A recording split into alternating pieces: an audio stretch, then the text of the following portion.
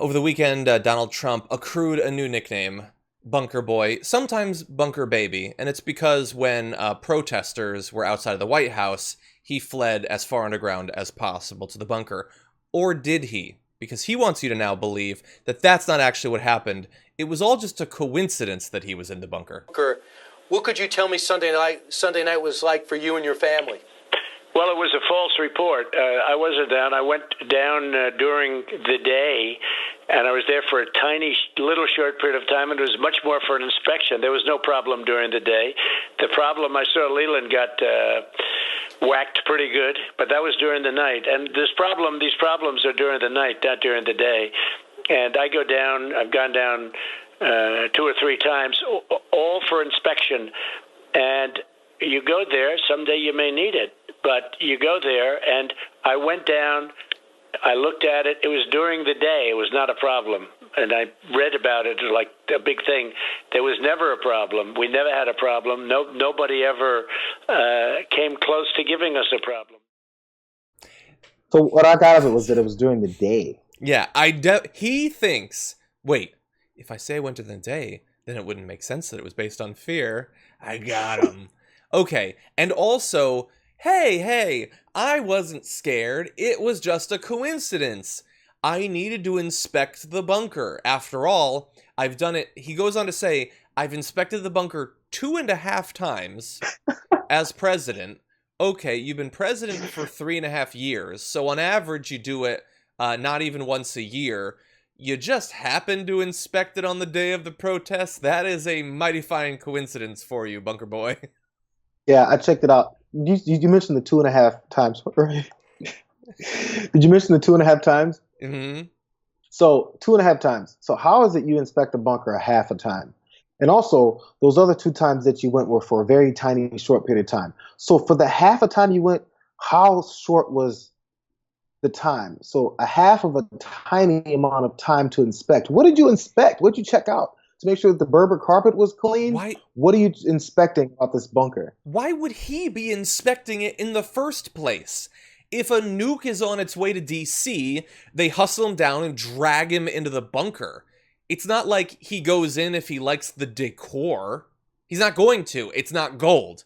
He has to go in there if it's an actual threat.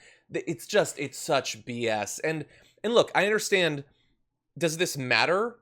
No, the nicknames don't matter. None of it matters. Substantively, the issue is that he has no interest in bringing people together, and he has no interest in any sort of reform because he's an authoritarian, and authoritarians don't constrain the power of the police state, obviously. That's the thing. But if this can get through to one red hat wearer that thinks this guy is some sort of alpha or tough guy, he ran to the bunker when there was no threat to him whatsoever. The same guy who had bone spurs during Vietnam, who told you that if he was outside of Marjorie Stoneman Douglas, he would have run in even without a gun.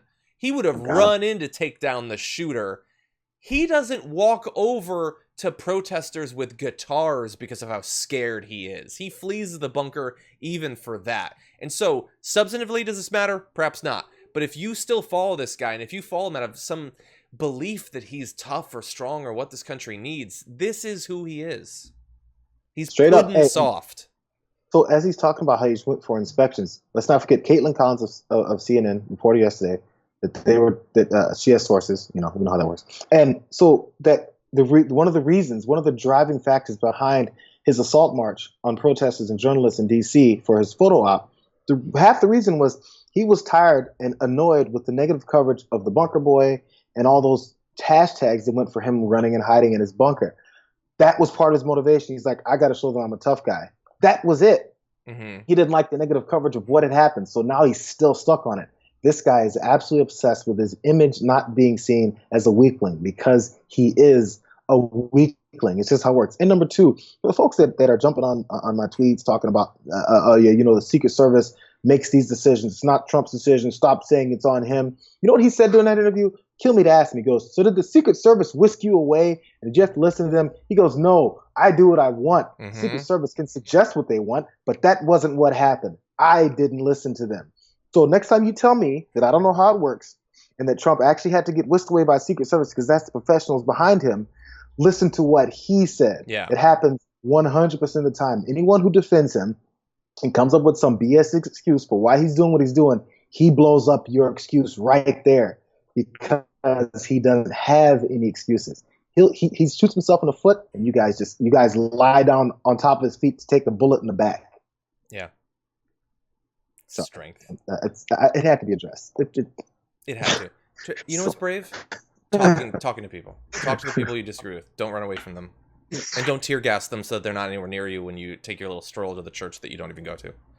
Guarantee his first plan was to walk to a McDonald's. I guarantee it. But they settled on church. He has a little bit more experience in one. Again, it all comes back to fries. It is the fry theory of politics, basically. For more political news breakdowns, interviews, stories of activism, and me trying my hardest to care about the occasional big celebrity news story, subscribe to our YouTube channel at youtube.com/The Damage Report. And you can ring the bell wherever it is so you don't miss anything.